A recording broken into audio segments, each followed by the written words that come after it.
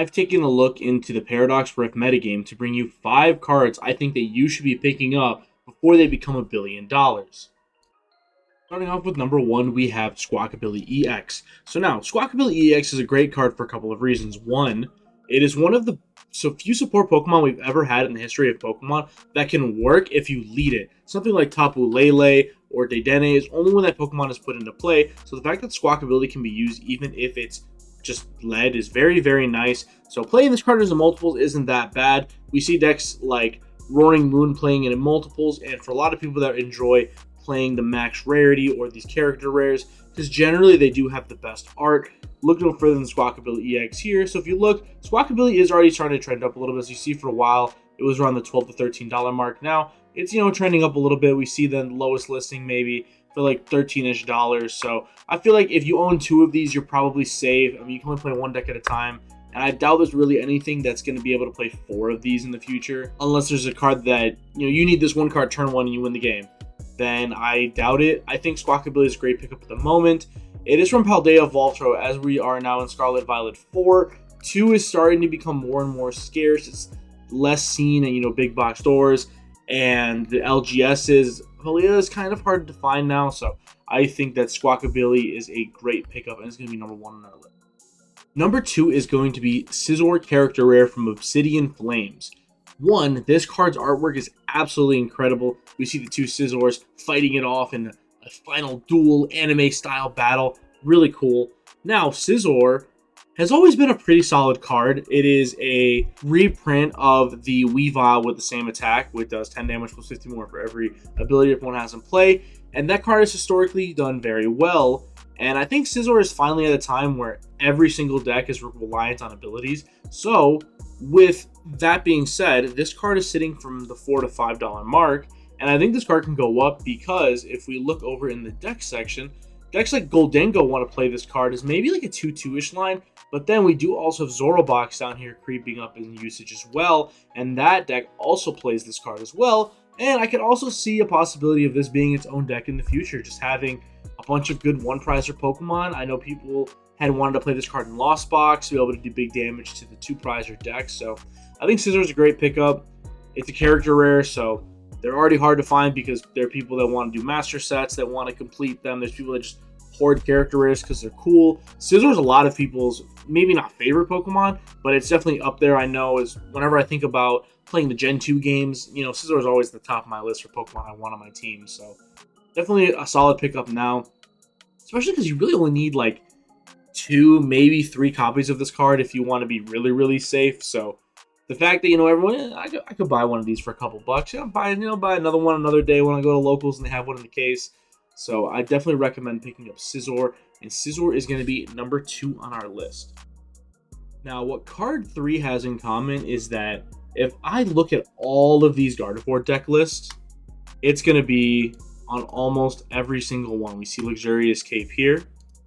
If we go back, we go to the second one that went 1003, we see a Luxurious Cape here. Luxurious Cape is the next card on the list from Paradox Rift. Now, Luxurious Cape, I think, is one of the most interesting cards we've had in a long time. It says, if the Pokemon this card is attached to does not have a rule box, gains plus 100 HP, but if it's knocked out, it's worth another prize card. So generally, you're going to use Luxurious Cape to close out the game, or maybe create a checkmate scenario with your opponent. And I think Luxurious Cape is a very versatile card, and since it is included in so many of the Gardevoir lists, I could even see this card being a 2-of if we get to a point in the metagame where prizing this card is so important that you want to play additional copy. So this card is sitting at $4 to $5, and it's pretty cheap. It's trended down a lot from that $10-ish range, and now it's sitting at the $4 to $5 range. But you see it's starting to go up a little bit as people are starting to go, well, I mean, everyone that plays Pokemon all owns a Gardevoir deck. Let's be real. If you've been playing this game for a while, you own Gardevoirs, Shining Arcanas, the trade ones. Even if you don't have the trade curlies in a Gardevoir deck, maybe you had them in your Charizard deck, and you're like, oh, maybe I'll switch them over and play a Gardevoir deck. So Luxurious Cape is a good pickup. I think if you pick up 2 copies of this card, you are looking good. Luxurious Cape has a lot of random applications. Like, I know the other day I was playing against Urshifu while playing Gardevoir, and I put the Luxurious Cape on a Manaphy, and I was like, dude, knock out this 170 HP Manaphy, please. And obviously they couldn't ever do it. It's really hard to kill 170 HP Pokemon off the bench. It's like killing a V Pokemon with only the Inteleon pings and moving damage with Zam. So Luxurious Cape is going to be number 3 on our list. Okay, this one feels like cheating because I've had it on a list before, but I still think Irida, Full Arts, the Astral Radiance, and the Crown Zenith are still way too cheap for what they are.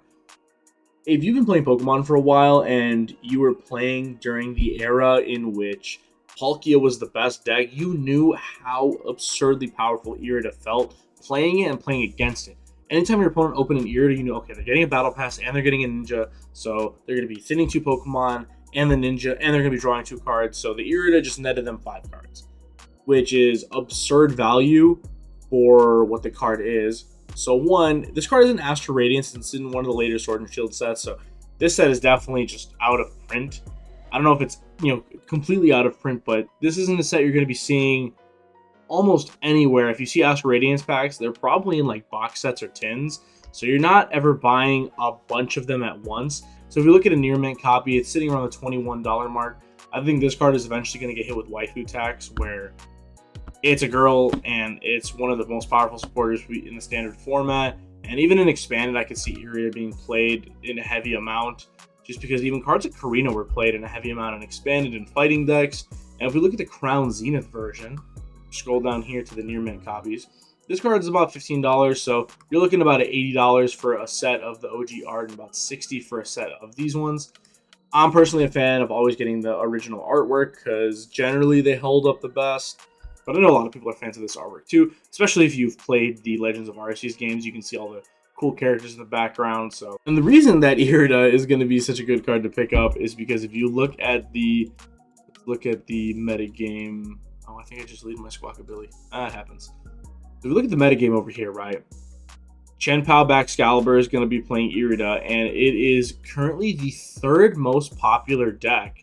And not by much. It's, fighting with Gardevoir for that 2nd place spot.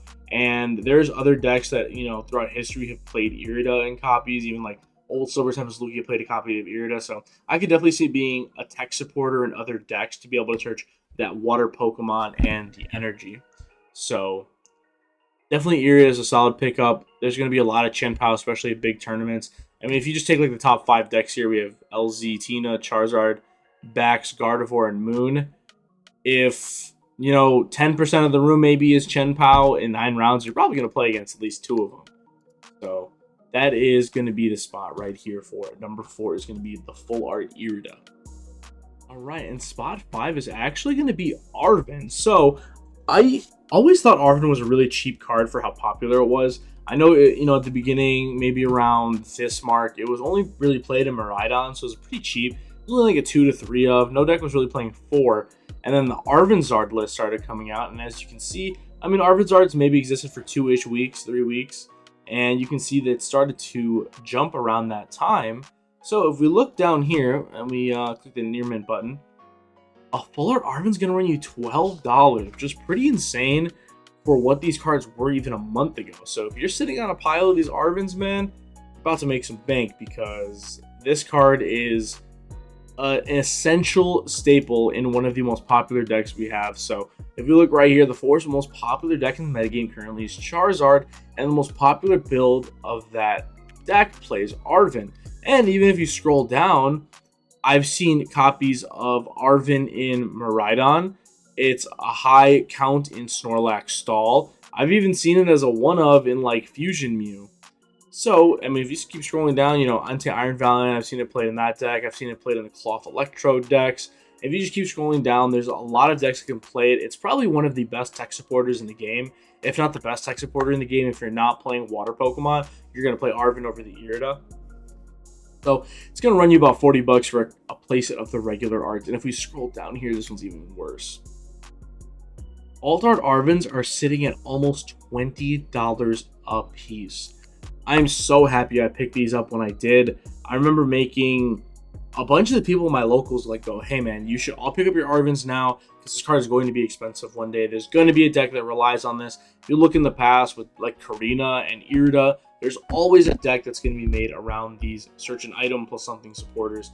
And the fact that now we have so many good tool cards, Pokemon, I think, purposely did it where they're like, okay, we're going to separate tools and items, and we're going to make a bunch of cool tool cards to have them, differentiate a little bit and make it a little bit spicy towards the game. And they definitely succeeded because we have a ton of good tool cards now.